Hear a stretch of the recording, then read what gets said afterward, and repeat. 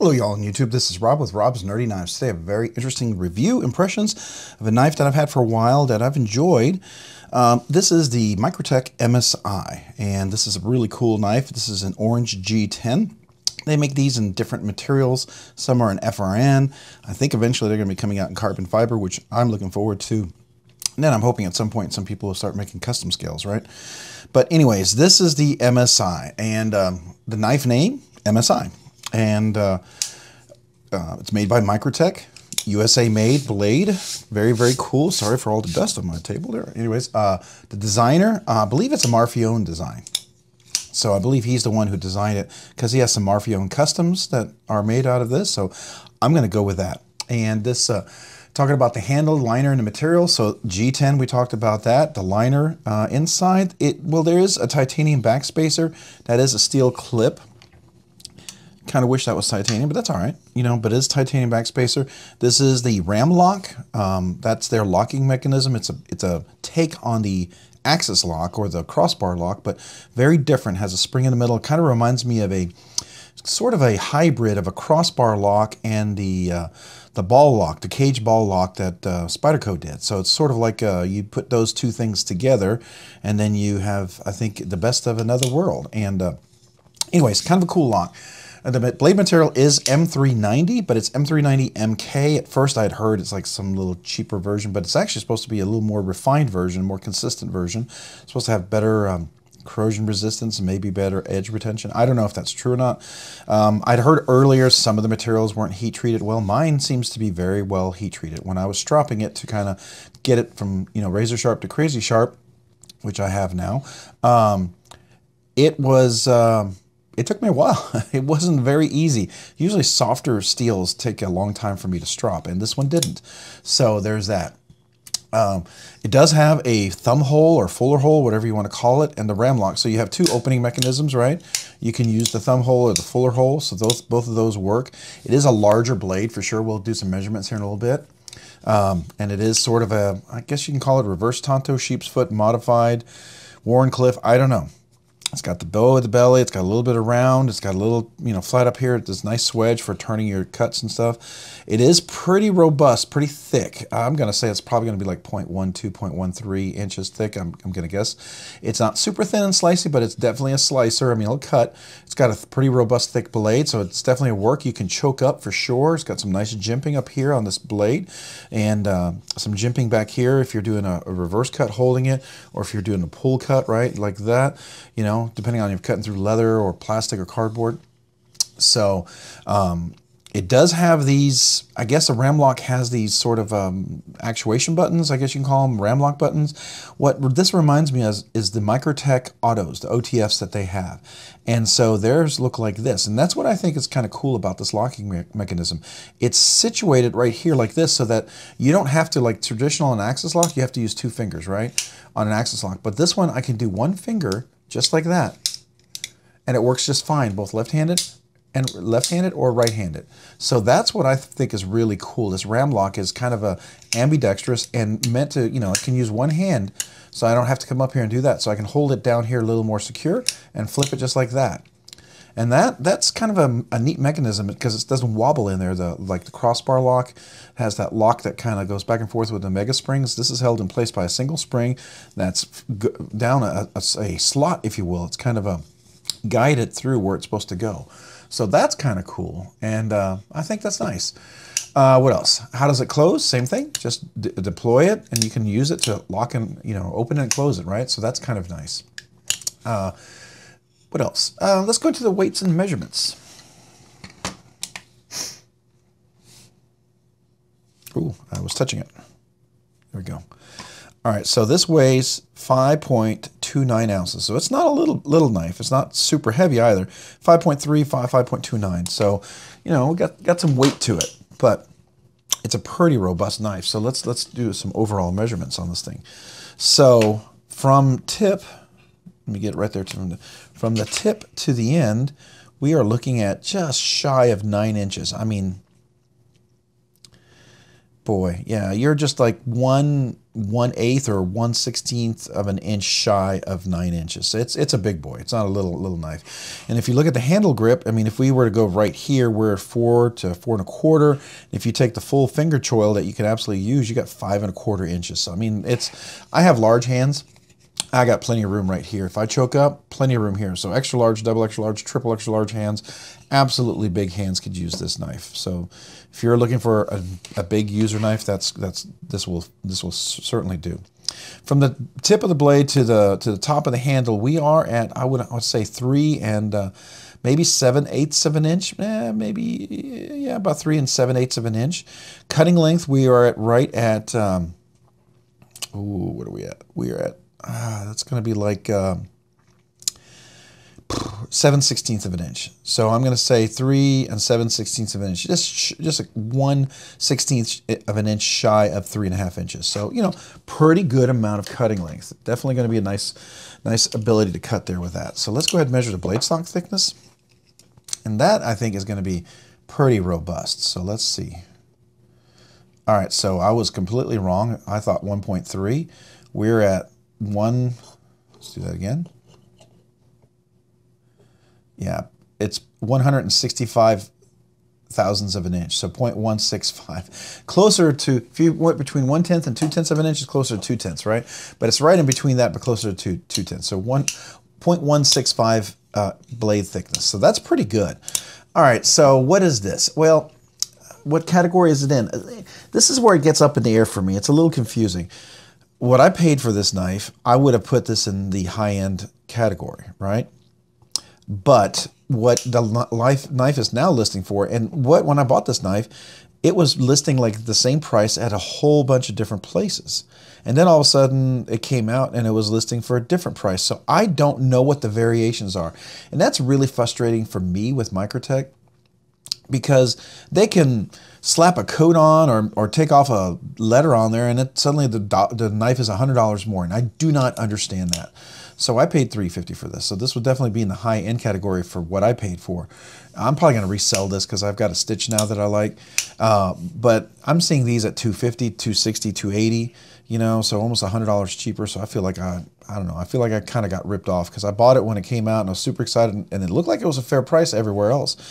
Yeah, I wasn't one of these people that went out and I would pay, you know, the people bought them at $250 when they were selling, and I didn't know if those were the FRN or the G10. I really don't understand Microtech. I mean, you look at their OTFs, and if you're into Microtech OTFs, God bless you, great, you enjoy those, but man, it is more complicated than, you know, military retooling, right? If you order something in the military with the forms you have to go through, it's worse than itemizing for a business, corporate, government. I mean, it is ridiculous. There's like 5 million variations of one single knife based on color, this, color, that, who did what, did somebody step on a left foot or right foot? I don't know. And if you love them, I don't mean to offend you. I think that's ridiculous, okay? If it's really clear and explicit why one's better than the other, I am absolutely fine with that. And I'm on board. I just find it very frustrating when things aren't that clearly spelled out, right? And so I paid $350 for this, and I'm seeing it sold for $260, $280. You know, I think it's like $265 or $285 or something like that for the G10 with you know, straight blade. This is not the frag pattern. This is the G10. It's all the way nice through and everything. I like this blade. I think it's really, really nice, and I have no issues with this one whatsoever. But I feel like I might have paid too much. So there's that. I just wanted to let you know. Who knows? Will these become even cheaper down the road or more? I don't know. I mean, but here's the reality of it. At $285, if that's the price, you're still blowing like Benchmade out of the water. Benchmade's jacking up their prices while you got Microtech offering this. I mean, come on. I don't know. I don't know what Benchmade's doing, but I'll just tell you what, I'm glad to see some other USA brands like Microtech coming out and doing this. $350 I'd have been okay with, right? I just feel like I got ripped off. So there's my little rant. Skip through it if you didn't want to hear it, but that's just my rant because it's going to be a regular knife. I'm guessing that's what it is. Unless somebody can explain to me down below what the different variations. I know there's an FRN. I know there's a G10. I know there's some that are serrated, and I know there's some that aren't, and some are partially serrated. So I know those are the variations that I know of. Different colors. Some have a smooth finish. Some have a frag pattern. I don't know what else is different. I don't. Is there some sort of finish on the blade? I mean, did someone get an extra, you know, Coke at lunchtime, and so they did something better to the blade? I don't know. You know, did they get a Sprite? Did they get a Dr. Pepper? You know, does Dr. Pepper drink make the blade less expensive or more expensive? I don't know. I'm sorry for the rant, but it's just, to me, it's frustrating. So, that being said, what's the purpose? EDC, absolutely EDC all day. This is a solid lock. I mean, this is up there with, that's about as solid as you can get. This ram lock, it really keeps it in place. It is like, I don't know, I think it's probably more stronger, has more strength than the Axis lock or the, you know, the ram lock. I think it's just fantastic. Maybe up there even with the shark lock. I don't know. Probably just set off a bunch of people there. So sorry, but I think it's pretty solid, right? And it feels very comfortable. It's nicely contoured. Everything's got chamfered all the way around. It's chamfered down here. It feels like your hand fits in there nicely. This doesn't dig in. I do wish this wouldn't stick up. I think that's stupid. I do not like that. But one thing I'm really glad is they decided. Good on you, Microtech. You decided to do a deep pocket carry clip. I would have been so mad if this would have been a tip. If this would have been a tip down, right hand only, sort of goofball, whatever, SOCOM, whatever that thing is. I'll never buy that knife because of that. I do not do tip down. That to me is like, if that's the only offering you're going to have, you're targeting a specific audience, and that's fine. And if you're that audience, great. I am not. And I will not ever buy that one. I mean, if someone offered me to check it out, sure, I'd love to check it out. But I can tell you, I wouldn't buy it, and it wouldn't be in my collection. So there you go. EDC hard juice, absolutely. I think it will absolutely do well. I think this blade, especially with the stone wash, I think it'll take up a lot of use and you wouldn't see it. It's got a little satin finish. I think it's a satin finish. Yeah, right there. Very, very minor. Everything else is stone washed. I think that's kind of cool. Different kind of a variation. Everything's rounded, really nice, crowned on the almost crowned, but definitely rounded or chamfered on the blade. No sharp edges. No sharp edges down here. You could choke up, like I said. Everything is rounded all the way around. Nothing's going to dig in. So those are all things that I think make this a really good hard juice knife you can hold. And being as big as this, you can do gloves. This is easily a big glove, heavy duty kind of use knife. And the way this works, you can put your gloves on there and you should be able to unlock and lock it very easily with your gloves, right? That's what's really nice about that. And so I guess in a way that it's kind of got that annex feel, you know, that very gigantic kind of feel. Is it a collection piece? Yeah, I mean, but you know, this stage, no, you know, I wouldn't make it a collection piece. It could be anything you want could be a collection piece, but for me, I would want to see a carbon fiber, maybe a nice titanium scale or something. I don't know if Microtech will do that. Microtech does their own thing. They don't care what the industry would like to see, and they don't care where the sales really would jack up, and they're just going to do what they're going to do, right? So I don't know. Maybe they'll listen to, you know, what the consumers want once in a while, and maybe they'll do something like this for this. If not, hopefully it'll be a secondary market that can fill that giant gap that I'm sure they'll leave. But, you know, it would be cool to see a carbon fiber or something like that. I would go for that, or, you know, fat carbon, maybe some variations of the carbon fiber. So I think that would be cool and make it more of a collection piece. But as this is, it's more of a hard use. I mean, it is in the price realm that it could be a collection user piece. So that's up to you. Design. It is a big knife, and I was not really in favor when I first got it because it was so big, because I always had to come up here to do the two hands, and I felt like I was down here and I had to move up and constantly do that, and so I was getting kind of frustrated with it. But then when I discovered that I don't have to move my hand, I can actually just move my thumb up and keep my hand down here, and then I can just use this part right here as my flip part, right? And I can do the same for down here. I can just, or I can put my finger up a little higher, get up there. Likewise, left-handed, you can easily do that and work that way. So that's nice. By the way, this is left and right hand reversible, so you can definitely switch it over to your left hand where you have the clip over here. So lefties rejoiced. I think that's super cool. So the design in itself is nice. The blade is very functional. It's got a nice tip. You can cut into like dog food, cat food, mulch, fertilizer, whatever you're trying to get into, cases of water. This will work really nice. It'll get in there really, really well. And I like that. I like that a lot. But it's solid, it's robust, so you could do some hard use stuff with it. It's got a nice big blade, so you can definitely, you know, if you're, you know, you food prep and you're traveling, you know, definitely could do that too, I guess. So that's cool. I do like the opening and closing. I do find sometimes it's a little challenging with the left-handed to reverse flick, because sometimes to get in there, you know, I have to do the wrist flick a little bit because it's such a big blade, right? And I have shorter hands, so I've got a large hand grip. Whoops. I have large hand grip, so large hands I like this, but my fingers are short, so I've got medium-sized finger length, and so when I'm reaching up for really long knives, that's a little challenging. Whereas some people might have really long fingers and they've got smaller hands. I got, you know, stubby little, you know, meaty fingers, and that sometimes is good and sometimes it's not. In this case, for a long knife like this, it's a little more challenging, right, to get up there. So yeah, opening closing is good with that, but it would be nicer, right? So what you have is you have the ram lock, you have the fuller thumb hole. Those are your two opening mechanisms. There's no bonus here, right? So it's two things. So what would I say as far as fidget factor?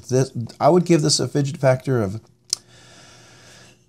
well, it's such a unique ram lock. It does work both ways. So, you know, and by the way, this doesn't work right here. This is not meant to be, I mean, you could do some traction here, but this is not meant to, you know, move this. All that's being done here.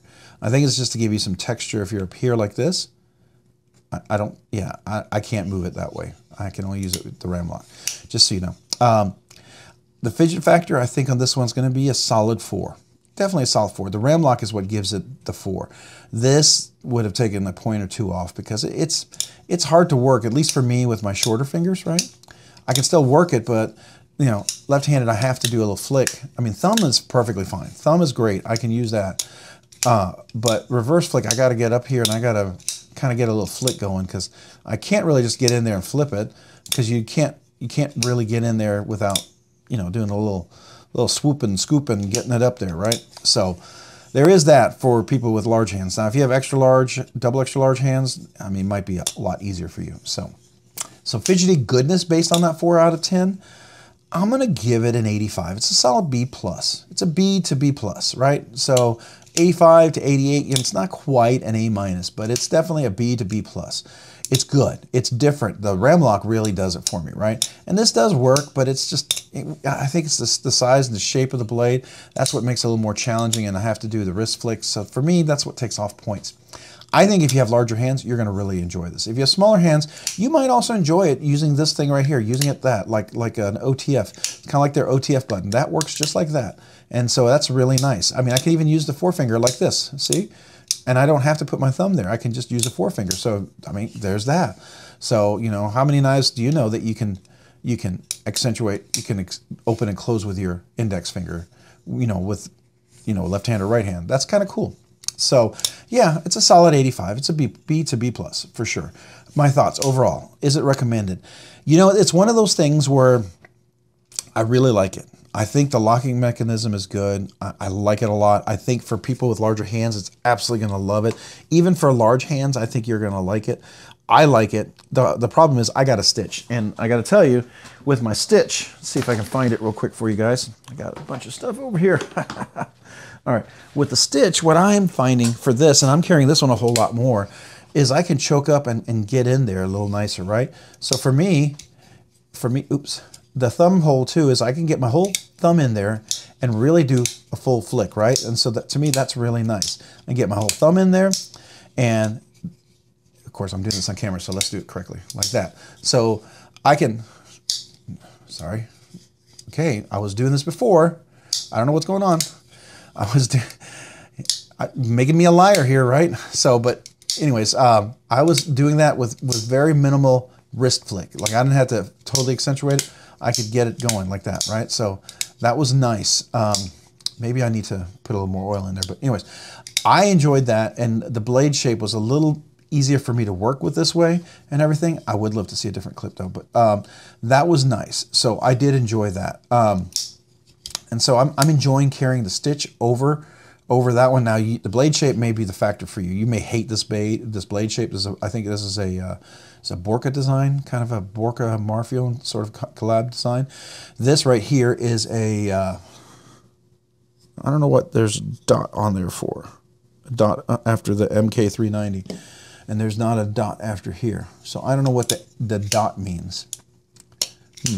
Anyways, I've never seen that before. I just noticed that. This one has a dot. Anybody know what that means? It's not like when you buy a Wusthof knife, right? You get a dot, that means it's a seconds. This is a secondary knife, and it was like a reject, and it wasn't as good as the rest of them. I hope that's not the case, because this looks very intentional, this dot. It's part of the design.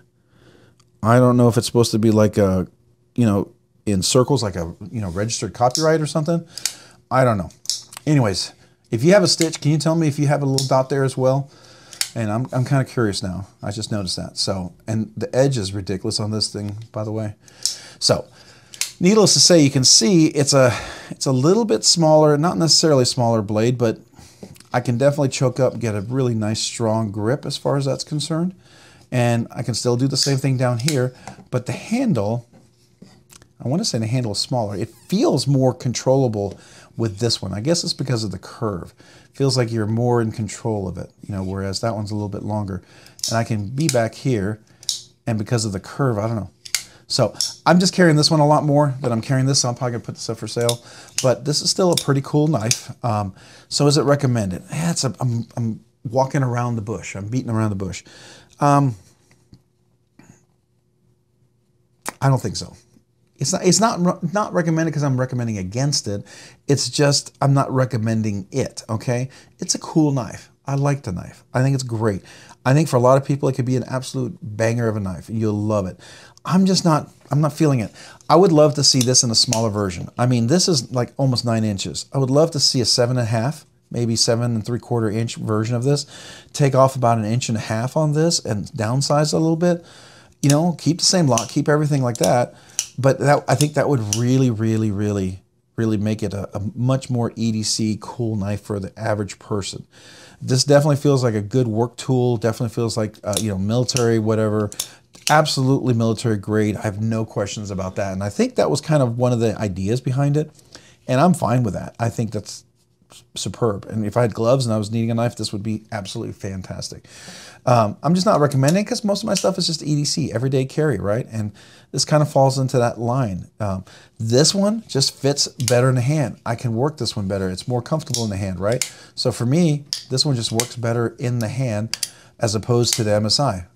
I can't tell you exactly why, but it does. And so I enjoy that a little bit better. But that's just me. So there you go. Yeah, still a great knife. Let me know in the comments down below if you agree, disagree, think I'm an idiot, or you're like, hey, that might be interesting, or you have similar thoughts or not. I would love to hear from you. I do try to interact and talk to everybody, and so feel free to comment. Hey, if you found this content fun, interesting, worthwhile, entertaining, or informative, would you please consider hitting the like button down below? If you've already hit that like button, hey, please consider subscribing to the channel. Subscribing and liking the video really helps out. Helps the channel grow.